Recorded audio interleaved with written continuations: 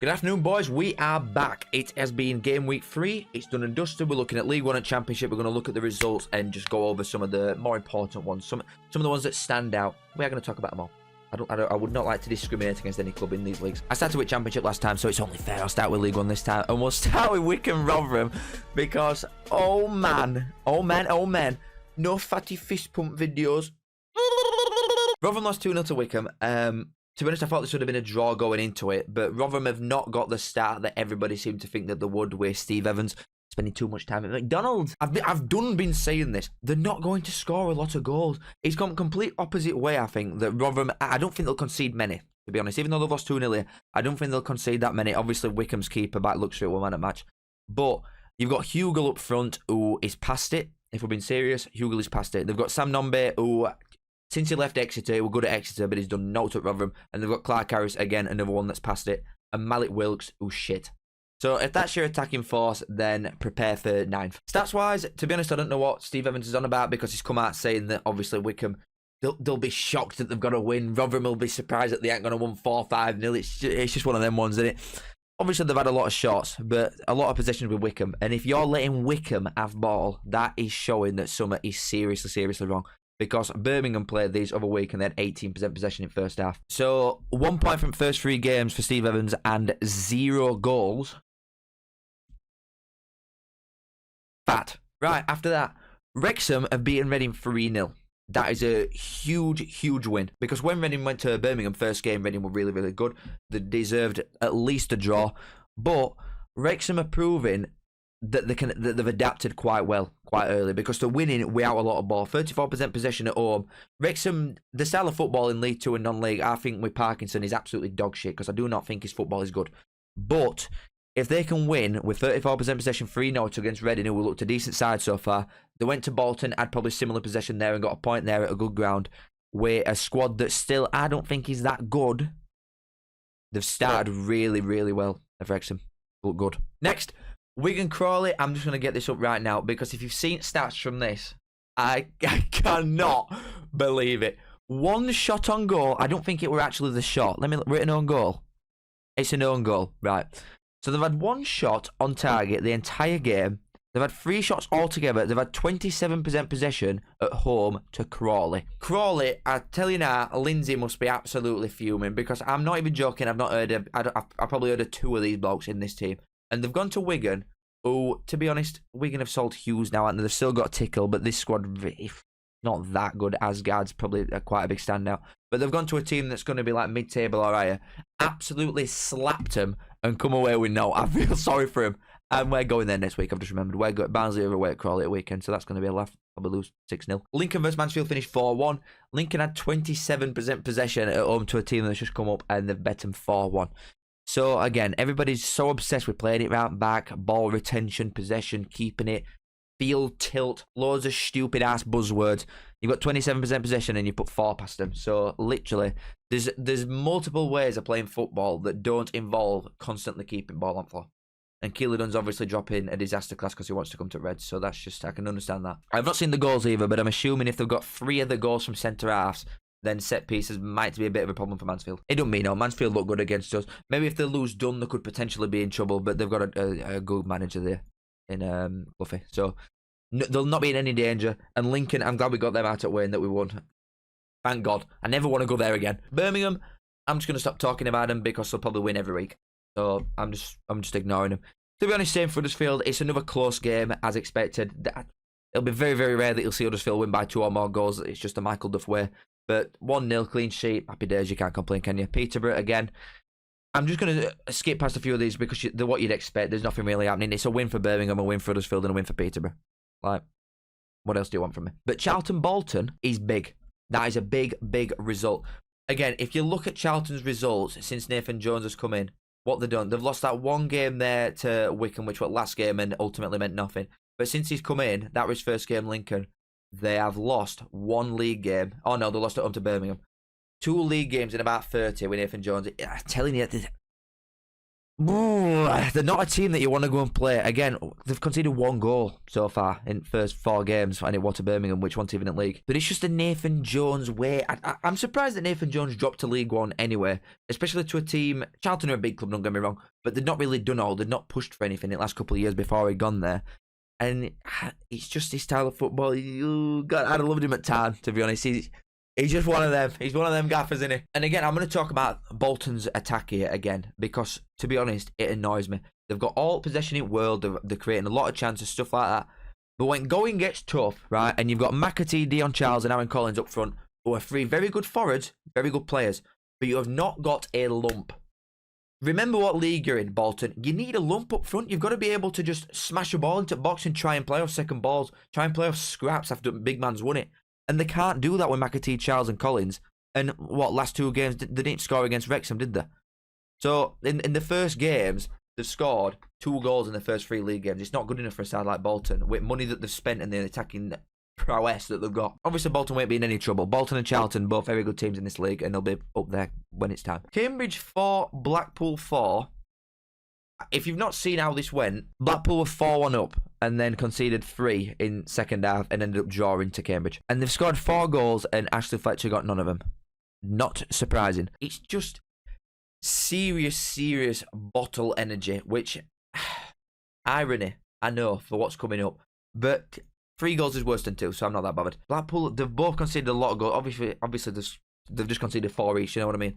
But they've conceded 9 and 7. That's most in league so far. Which, obviously, yeah, you know what am I even saying? You'd expect that from a game that's 4-4 in game 3, wouldn't you? Anyway, Barnsley Northampton, we were 2-0 up, and then we drew against fodder, because Northampton, to be quite honest with you, were crap, but we are equally as bad at certain things.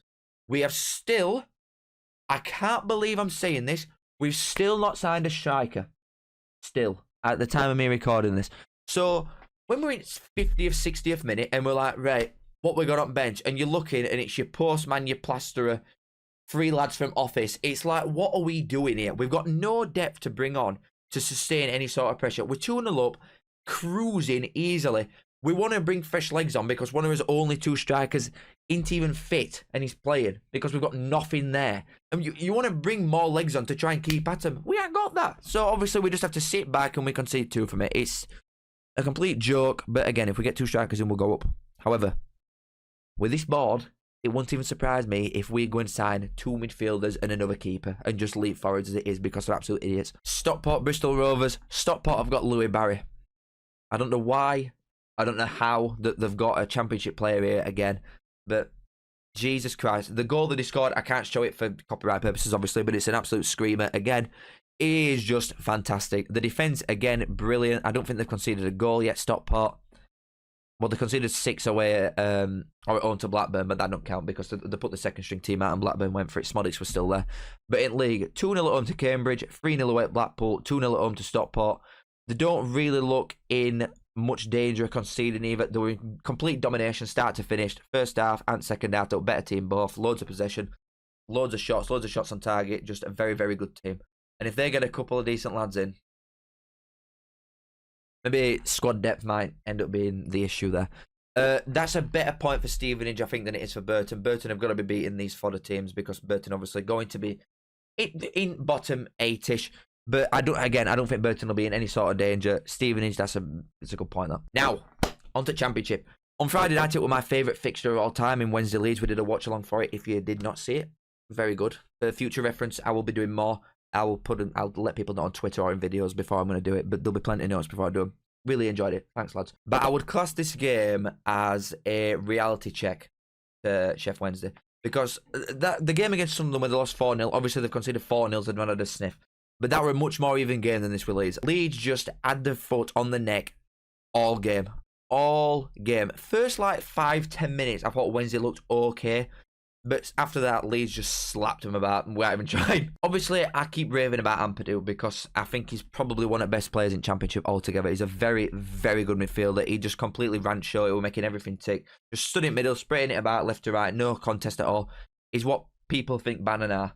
But obviously, Ampadu, I don't think anybody even praised him one bit. But Bannon put one decent crossing out of 40 and everybody's sucking his dick. There were not one player for Wednesday that were good. Genuinely not one. And Leeds, to be fair, I thought Musaba tried to get round Bogle a couple of times, and to be fair, a couple of times Musaba did do him, but then Bogle's recoveries were top notch. Defensively, Leeds were very, very good. This Mateo Joseph as well. Why Leeds have got a Spanish guy, I actually don't know. I don't get why is there a Spanish guy in Leeds? He's come straight through their academy from like 16s. Why is he here? Not to go like full Nigel Farage Brexit on you. Why is there a Spanish guy in Leeds' academy and he's not at Real Madrid, which is where he looks like he should belong? It's ridiculous. That pass that he played for Dan James for second goal were De Bruyne worthy. And if he'd have scored that, he had a finish where he lifted it over Beadle, because I've noticed with Beadle, and this is just me, some idiot watching game, that whenever someone runs through, like Dan James's goal, for example, it goes down very early, doesn't it? So the finish that Joseph tried when he had it prodded at him at 100 mile an hour from 2 yards, perfect first touch, and then he tried lifting it over at keeper at pace. It was right finish to try. It was just very unlucky. He is going to be something else. I'm telling you now, he looks mint. I hate Leeds, by the way. I don't want to sound too happy, because to be fair with you, I liked Somerville, and I've never shied away from the fact that I liked Somerville. The top that they've got on is disgusting, and I hate the club. But I feel like I could maybe tolerate him. But definitely a big, big reality check for Wednesday. Oh, a shit. After that, on to Saturdays, Watford beat Derby. Not really that surprising. Watford have started quite well, and Derby are obviously crap and going down. I don't want to sound too negative, but I just cannot see. I'll get the stats up, hold on. This just is not sustainable. It's Paul Warnock Championship. It's relegation. It just is. I know they bet Middlesbrough, but the stats for that were an eyesore. And if you're going to be doing this every game, you're not going to pick up enough points. They've never got ball. They're never having more shots than opposition. The team is old. What do they expect? To be fair, Cashin's injured in and he's the best defender and probably the best player, to be honest, apart from Mendes-Lang. Him and Mendes-Lang are the best two of the standouts for me. But while ever these stats are a thing, which they're going to be probably every week under Paul Warne, it's not good. Sunderland bet Burnley 1-0 somehow, which after Sunderland lost Jack Clark and obviously didn't play in this game, I did not see that coming. Because of how fast Burnley have started and the amount of goals that they've put away. To see stats like these as well, especially. Obviously, I've never heard of this Sunderland gaffer, but he started very bright. Burnley have got a lot of ball. Very Burnley with what they've been trying to do the last couple of years. But you've got 4 shots compared to 15. So again, it just further reiterates the fact that there's multiple ways of playing football and not everything has to be pretty on eye and keep it ball non-stop regardless. Because Sunderland have absolutely dicked them. And they've looked quite good. Against Wednesday, obviously, they just swept them aside without even trying. But there's 3 games, they've scored 7 goals and they're not conceded 1. That is the makings of a very good side. The only team in League 2 have not conceded a goal yet. Very good. Obviously, Burnley are going to be right up there. I'm not doubting that one bit. Regardless, what's the lineup? Regardless of whatever players Burnley are going to sell, the team is still good enough to definitely finish top 6, even with Parker. Once again, I'm going to say it for 15th time. I do not rate Scott Parker one bit. But the squad is definitely still going to be good enough to be right up there, even if they sell like that left winger or whoever it is that they've got. And with average age of these Sunderland lads, I'm telling you now, if they don't do it this time, they'll win league next year with 107 points. The Baggy Boys, 2-1 win away at Stoke. I want to put it out there right now. I am officially a West Brom fan because they've took Callum Styles off us. They've paid money for him. Yes. How they've won a game with Devante Cole, even in dressing room, I don't know. But they've got him and Styles now. So if they go up, all glory to Carlos. He wants knighting. He wants a gold statue outside that ground because with them 2 donkeys, Jesus. Preston bet Luton 1-0. I can't believe I didn't see this coming with new manager bounce. I cannot believe I let that slip. It's one of the unwritten rules of football. There is serious juju placed upon your club once you've got a new manager. It's a guaranteed win, regardless if stats look like this. If they look like 57% possession, more than double shots, more shots, everything going Luton's way. And to be honest, with that front three, I'm surprised that they didn't score with that amount of chances that they had because Morris, Adebayo and Chong is a serious front three, especially when you've got Ogbeni and Doughty running down either flank. I'm surprised that they've not scored there because scoring goals is something that I didn't think they'd really have a problem with. Also, this little fella, Joe Taylor, send him to Barnsley now. But it's a good win for that, for Preston. Where are they in league? Are they where they should be? Oh, no. If we give them another 6 places for the 12th place trophy between Preston and Bristol City, they're back on track, man. Little scare early on, couple losses without any goals, but as soon as you get a new manager in, Preston are going to be in Preston position. Number 12, baby. Number 11, something around there. Again, I don't think Luton will be in any danger at all. I still think they'll be top 6 easily. What else we got?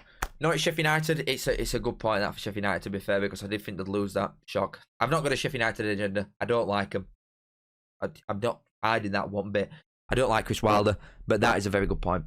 Regardless of anything, that's a very good point away, Norwich. Middlesbrough 2, Pompey 2. Like I'm saying with Derby, complete opposite for Middlesbrough. If they keep slapping teams like this, the results are going to come. The results are going to follow you if you've got 31 shots in a game and 67% possession. It's just going to happen. And for Portsmouth, I'll just talk about this quickly. For the start that they've had, they've done very, very good. Portsmouth, these opening 3 games. Ignore Millwall in Cup, it don't matter. Leeds away, first game. To get a point at Ellen Road, it's hardest league in ground. What? It's hardest ground in league to go to, Leeds. 100 million%. So it's a good even win. Top notch. Luton at home. Second game against another team that's just come down for Premier League. Very good squad. They probably should have put them to sword a bit, Luton, when they went down to 10-0. What am I saying? When they went down to 10 men.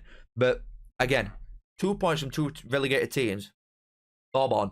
To then go to Middlesbrough away, who have started very good and are probably a good shout or an outside shout for top 6 at least.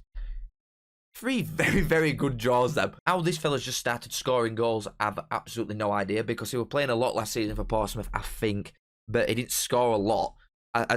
Did he score in general? I'm sure he didn't score a lot of goals, and then he's just gone to Middlesbrough and bagged 2. But the team's good. It's got perfect mix of experience with youth. It's just got everything. It's a very, very good squad, this Portsmouth one. I do think there could be in a relegation battle, but I do think they'll also stay up. So, especially getting points against very good sides. If you can just literally suck it up and accept stuff like this, because in all 3 games, to be fair, I thought they were all right against Leeds, but in all 3 games, they've been on receiving ends of heavy stats. Even against Luton looked better team, I thought, in second half. But if Portsmouth can just concede all possession, a lot of games, when they're playing good sides and still get points, good sign, they're a good team, that. And Middlesbrough, they keep stats like this up, I'm telling you now, they're going up. I am deadly serious. You can't keep putting stats like this up. And I'm looking at his rating. I'm telling you, thin as that. Watch this bloke this season. He's going to be shit hot. But you've got him and this fellow up front. There's no way goals don't start coming soon. And enough of them to get them proper up there. Blackburn, Oxford. I thought that were going to happen. But Oxford's midfield, obviously, very, very good. They've got an absolute screamer again. But they'll not be in any danger. Blackburn look quite good so far under I cannot remember his name. I'm not skipping it until I remember his name. John Eustace. Good manager. Blackburn, good team. Even without Smodics, they've proved that they can still win games and get a lot of goals. They'll be in no danger. Neither will Oxford, I don't think.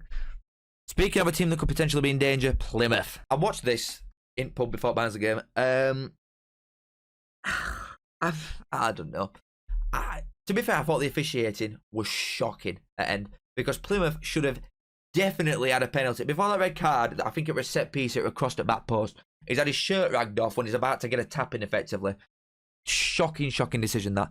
And then I didn't think it was a red card, the second one either. I didn't see the first one because I got in late and we were watching whatever Premier League game, what to start with, first half. The second half, I didn't think that second were red at all. But going up to a very good team in what Cifuentes has got, and a good manager and everything like that, that's a really good point to take away, especially when you've got 9 men. Very good point. All Millwall, the drawiest draw of them all, apart from maybe Bristol City versus Coventry, because Bristol City are building something special. Coventry, they've started a little bit slow for my liking, because I do think they've got a shout at autos, but it's a good point for both teams, that, to be honest with you. Bristol City will take that every day at week, and Coventry will, because Bristol City is not going to be an easy place to go and win this season. And then finally, it's not on here yet, because I'm recording this on Sunday night, but this Swansea Cardiff game, just a bit ass, to be honest with you. I liked the atmosphere and stuff like that were going on, and Lim's for goals were obscene. Love out like that. But the game itself, I thought, were very even. This is just 2 teams that are going to be there. It's just very Swansea and Cardiff as of recent years. They're probably both going to just finish mid-table and do now. But that's that. Obviously, as far as league's concerned, who cares at minute? Do you know what I mean? Literally, who cares? Cardiff have scored 1 and conceded 8, but they've also just gone to the biggest rivals today and got a point. Literally, the table does not mean jack all to start with. But Sunderland looked very good, 7 goals, none conceded. Watford have started a lot better than I thought they did. So have Blackburn, to be honest. West Brom are always going to be there with Carlos because he's just a joker manager. But so far, there's no real massively shit teams, I don't think. Like, Plymouth are obviously going to be crap because the squad's horrendous and they've got a manager that isn't that good. But other than that, but that's that. Thank you all for watching as always. I'm going to do these weekly, like I said. I love football and I love these leagues, man. What can I say? What can I say? Thank you all for watching. Barnsley going up regardless of this draw. Styles, they're a dickhead.